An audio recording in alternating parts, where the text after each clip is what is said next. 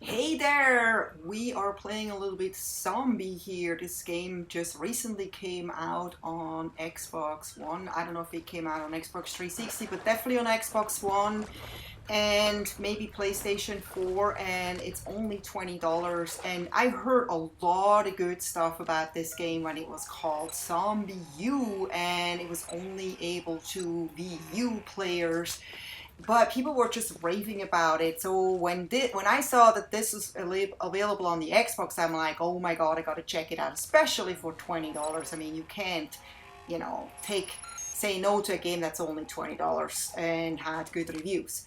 So here we are in London, and this game all plays in London. This is London Bridge. If you've ever been to London, it kind of looks like that. And you have to deal with zombies, as the title says. I don't know, this is some kind of zombie. He's kind of like on fire, but it's a weird kind of fire. And as you can see here, you have weapons. You have all kinds of weapons. You have this bat that you can customize with emblems. And then when you die like this, you actually don't respawn, which I had to learn first because I thought I'm just respawning as myself again, but you actually are dead.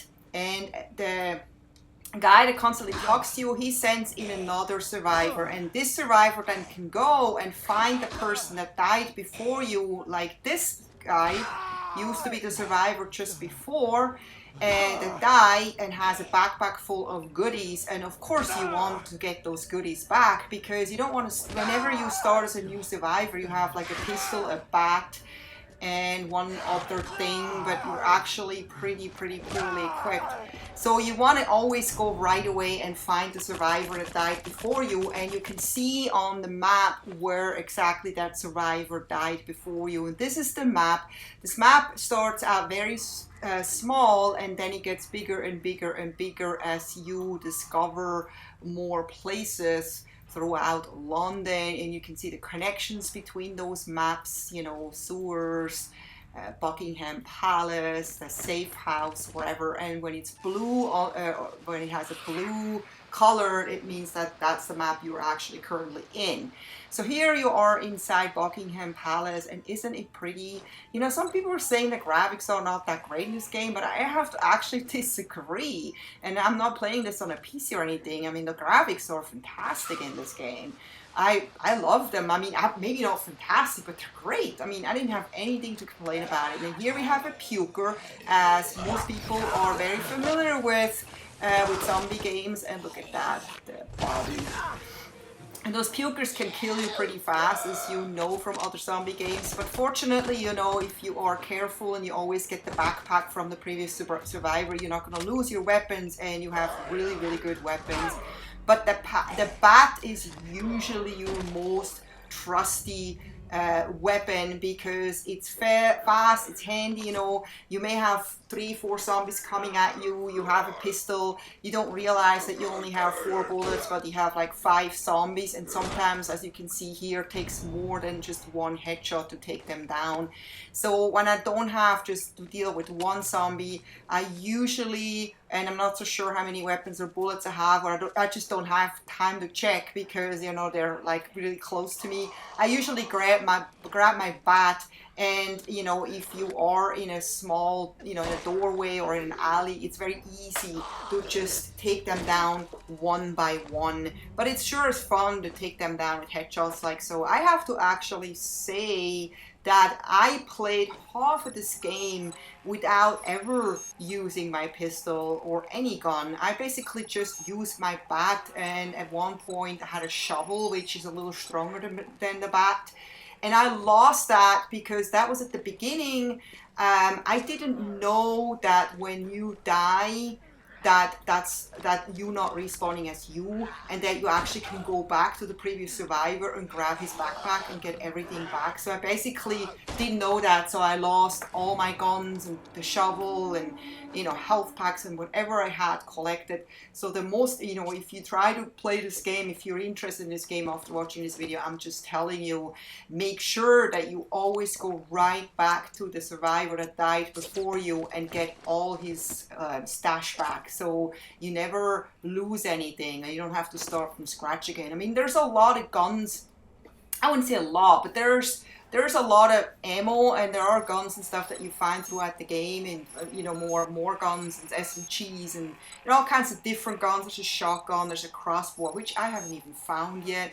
I'm almost at the end of the game, but I wanted to make this video before because I love this game, no matter how the outcome is of this game. It's a great game, and so you don't have to be worried that I'm going to give anything away. So as you can see here, once in a while you have like those safe houses or safe places that you unlock, and that's where you can go to sleep, like, you know, from other games like GTA and Watch Dogs and stuff, and you can save your game quickly. Let's say you cannot go back to the safe house, but you know you can't continue playing. It's sometimes good when you can just quickly save the game, and when you continue the next day, you know, you don't lose your progress, you know, that you worked on so hard. And here you can see, as you can upgrade all of your weapons, you find those upgrades throughout all the maps, and you can basically just upgrade the, you know, the firing speed capacity, the spread, the firepower, stuff like that. And this is another thing I didn't actually know right away. I picked up those upgrades and I thought they were applying automatically. I didn't know I had to actually apply them manually in the safe houses, so, or the safe rooms, as you can say.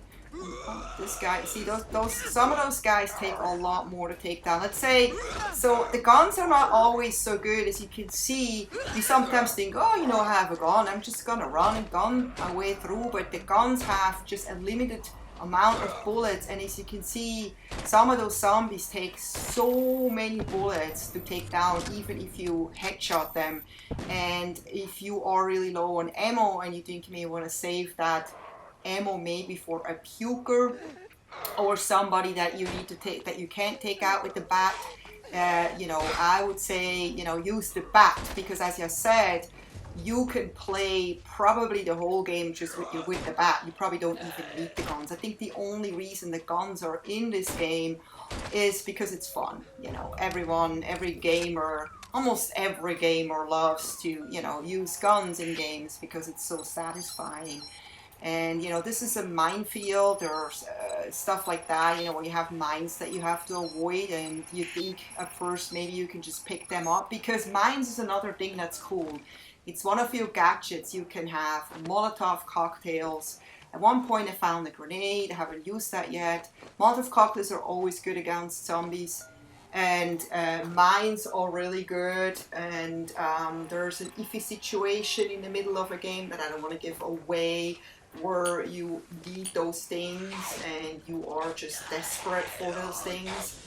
But, you know, a good bashing is always just as satisfying to me as the gun, because, you know, especially if you have a cool looking bat like this. This is one of the custom bats, or the custom skin on the bats. I have like 3 skins. One is like a pin-up girl, and one is like some kind of skull. So I think that's kind of fun that they put that in. And I really have to give kudos to the developers. And it's actually made by Ubisoft, which surprised me.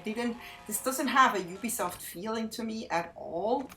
But apparently this is made by Ubisoft. And I have to say, they did a really good job. This game is so simple yet so much fun, and you have so many super scary moments where you hear things like, you know, the flashlight is not bright at all, but you have the scanner that, like, I just put on quickly. Like you can see here, the flashlight is very dim, and I actually had to turn up the brightness on my game in order to see better, because I just barely could see anything, and I had to use the scanner a lot. And the scanner is going to be your best friend, because the scanner lets you, shows you where the zombies are, if they carry any loot on them. They show you all the loot on the map, and you can highlight the loot, and it will tell you if a crate is empty or if it has something in it. If the zombie has like gun ammo on him or a health pack, and if he doesn't have anything on him, you don't even have to loot him. So you save a lot of time not having to loot, you know, maybe 10 things. You only have to loot 3 things, because, you know, only 3 things really have something on them or in them. But this, you know, the sewers is definitely scary. Like in every game, whenever I am in sewers, I can't wait to get out. Well, long story short, this was basically my little review of Zombie, and I have to say I highly, highly recommend this game if you like survival horror games, or if you just like any game that has like weapons in it, especially if you're a first-person game fan. This game is a must.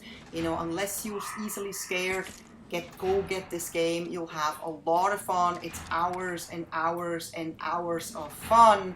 And you know, there's even a leaderboard or who survived the longest, because you could probably do this whole game as with one survivor only, instead of dying and then respawning as a new survivor. So get this game and see how long you can survive. So I hope you enjoyed this, and I hope to see you next time. Take care. Bye bye. Happy gaming.